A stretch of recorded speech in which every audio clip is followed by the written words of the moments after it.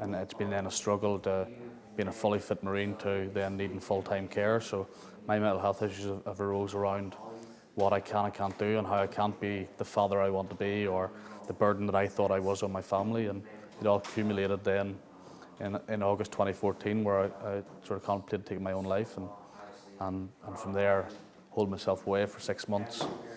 And when I found someone that, and that happened to be Somerset Partnership, that I wanted to talk about the issues that I felt I was dealing with, then over a 16-week therapy period, I couldn't tell you what he'd done in the talking period, but whatever he'd done made a difference, and that's what helped me get through it. And I'm not the person I was before, but in some ways I'm probably a better person than I was before in some aspects. I challenge anyone to say that I was weak, because I'm stronger now than I've ever been. To do the things I've done or be the places I've been, you can't be weak. You have to be strong, and a mental health issue does not show weakness. It actually shows strength to come forward with it and progress.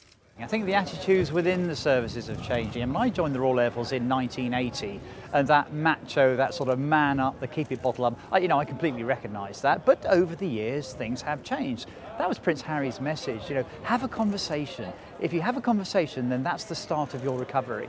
I mean, he's been there, he's been out in Afghanistan, he understands what it is to serve in the armed forces. And of course, he's made his own transition as well, which I'm sure hasn't been without challenge for him as an individual. So we heard a story today from a young lady who suffered some sort of physical injury, and during her physiotherapy recovery, it became apparent to a physiotherapist that actually mentally she also had some problems. And her tale was actually how she compartmentalised that, how she didn't ask for help.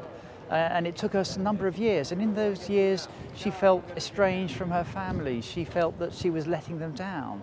And of course, if there had been a physical injury, then none of that would have happened. But because it was a mental ill health, it was a different thing altogether. I think life gets so much better after you've recognised it, because for me, once I started accessing the right help and I was getting the right support, everything, life has just blossomed. I've now been in stable employment for a year and a half, and I love where I work. My workplace is very supportive because I'm open about what is wrong, and I was open from my interview onwards. Relationship-wise, it's built a stronger relationship with myself and my family, and that's the big point, But life is so much better once you start accessing some help and talking.